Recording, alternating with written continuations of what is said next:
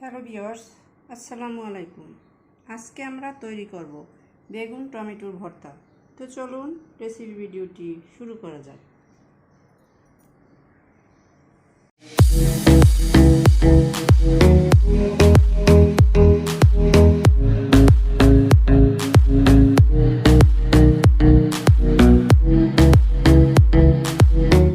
এটা তৈরি করার জন্য শুরুতেই কিচেনে এসে চুলায় একটা প্যান বসিয়ে দিয়েছি।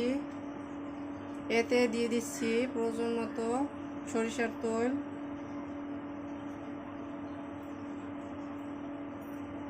এটা তৈরি করার ক্ষেত্রে অবশ্যই সরিষার তেল হতে হবে, নইলে আসল টেস্টটা পাওয়া যাবে না। তেলটা গরম হওয়ার জন্য অপেক্ষা করব। তেলটা গরম হয়ে আসছে, এখন আমি এর ভিতরে দিয়ে দিচ্ছি শুকনো মরিচ। আমি 5-6টা শুকনো মরিচ দিয়ে দিয়েছি। এটাকে ফ্রাই করে নিব।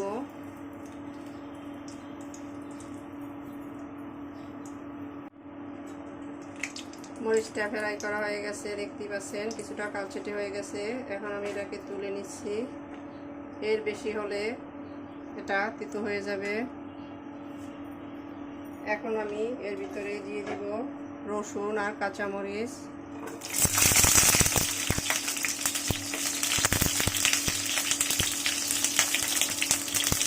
এটাকেও আমি ফ্রাই করে নিব। কাঁচামরিচটা হয়ে গেছে। কাঁচামরিচটা মাথাটা হালকা ভেঙে দিয়েছি, নইলে এটা ফুটে উঠতে পারে। অবশ্যই এটা করতে হবে। রসুনগুলো হয়ে গেছে, তুলে নিচ্ছি। দেখতে পাচ্ছেন। এখন আমি দিয়ে দিব কিছুটা পেঁয়াজ।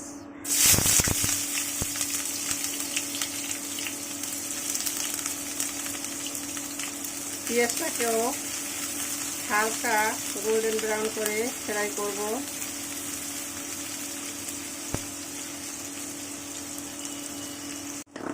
পেঁয়াজটাও ফ্রাই করা হয়ে গেছে, এটাকেও আমি একইভাবে তুলে নিচ্ছি।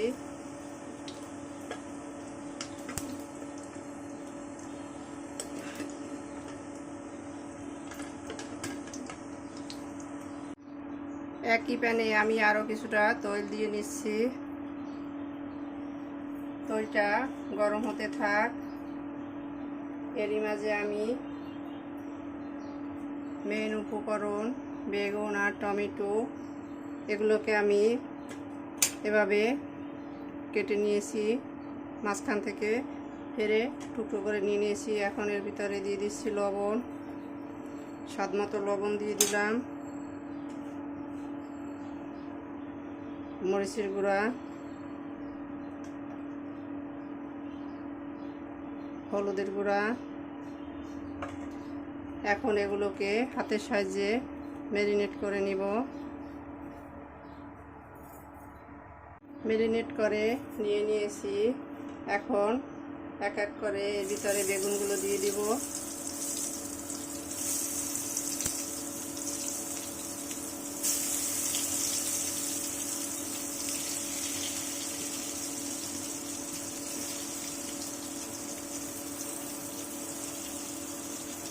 দিয়ে দিলাম বেগুনগুলো।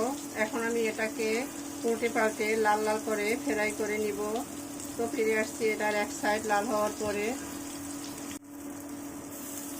এক সাইড ফ্রাই করা হয়ে গেছে, দেখতে পাচ্ছেন। উল্টে দিচ্ছি। উল্টে দেওয়া হয়ে গেছে। একইভাবে আমি অন্য সাইডটাও ফ্রাই করে ফিরে আসছি। বেগুনগুলোর দুই সাইড ফ্রাই করা হয়ে গেছে, দেখতে পাচ্ছেন। আমি এখন এগুলোকে তুলে নিচ্ছি।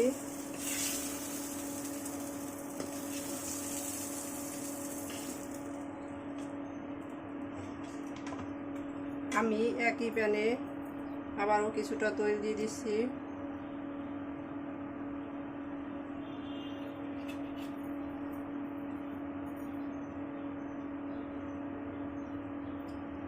এখন এর ভিতরে দিয়ে দিব টমেটোগুলো। ম্যারিনেট করা টমেটো।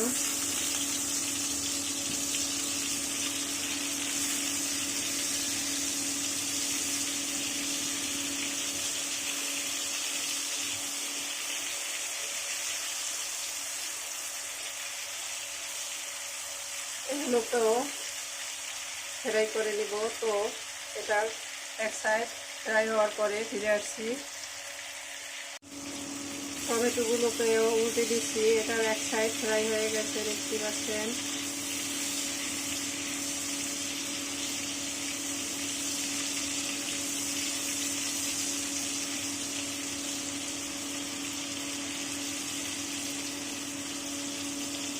একইভাবে আমি অন্য সাইডটাও ফ্রাই করে ফিরে আসছি।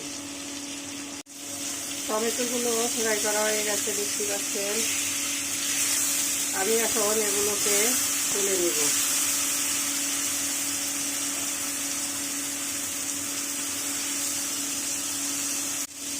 এগুলো তুলে নিয়ে আমি অপেক্ষা করব ঠান্ডা হওয়ার জন্য।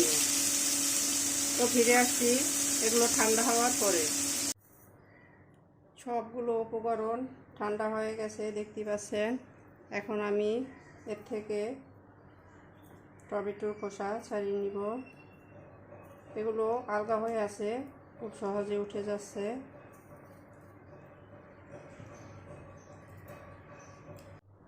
টমেটোর খোসাগুলো আমি ছাড়িয়ে নিয়ে নিয়েছি। এখন আমি হাতের সাহায্যে কাঁচামরিচ, শুকনা মরিচ, রসুন, পেঁয়াজ সবগুলোকে একত্রে এভাবে মেখে নিব।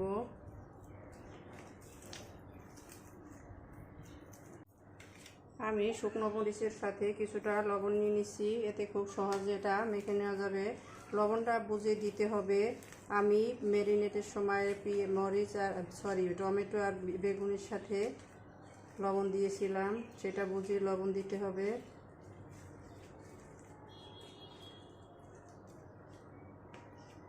এভাবে এক এক করে সব উপকরণগুলো আমি মেখে নিচ্ছি। কাঁচামরিচ, শুকনো মরিচ আর রসুন আমি ভালোভাবে মেখে নিয়েছি, সাথে ভাজা পেঁয়াজ। এখন বেগুনগুলোকে অ্যাড করছি।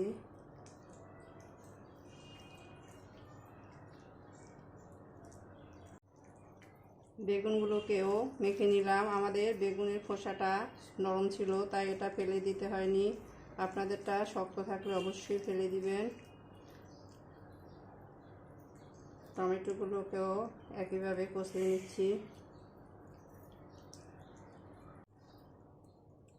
সবগুলোকে কষিয়ে নেওয়া হয়ে গেছে, দেখতেই পাচ্ছেন। সবশেষে আমি এখানে নিয়ে নিচ্ছি কিছুটা ধনিয়া পাতা কুচি আর কাঁচা পেঁয়াজ কুচি।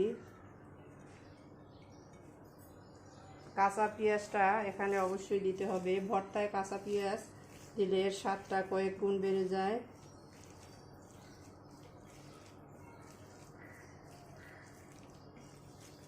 এখন সবগুলো উপকরণ একত্রে মিলিয়ে নিচ্ছি।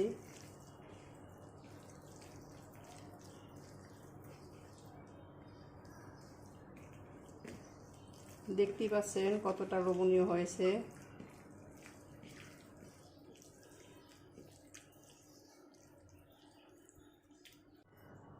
সবগুলো উপকরণ মিশিয়ে নেওয়া হয়ে গেছে। এখন উপর দিয়ে সামান্য কাঁচা সরিষার তেল দিয়ে দিচ্ছি।